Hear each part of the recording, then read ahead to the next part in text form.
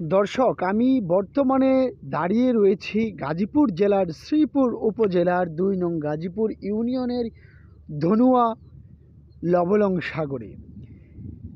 একটা সময় কিন্তু এই লবণদহ সাগর কিন্তু বিশাল একটি সাগর ছিল, কিন্তু কালের অবর্তমানে কিন্তু এই সাগরটি ভরাট হয়ে গিয়েছে।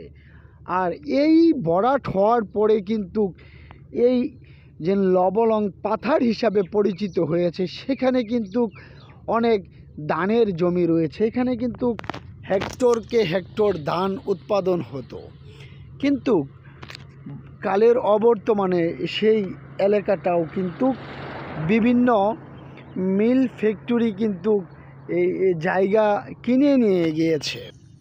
এখানে কিন্তু এই লবলং পাথারে কিন্তু গড়ে উঠেছে অনেক মিল ফ্যাক্টরি। আর কালের অবর্তমানে কিন্তু সেই ফসলি জমি কিন্তু ভরাট হয়ে যাচ্ছে।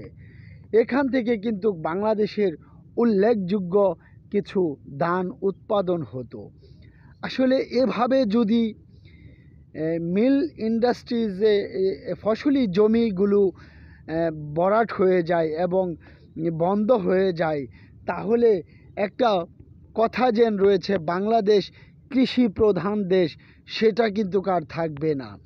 আসলে ফসলি জমি নষ্ট করে এই ইন্ডাস্ট্রিজ যাতে গড়ে না ওঠে, সেই দিকে সরকারের সুদৃষ্টি রাখতে হবে।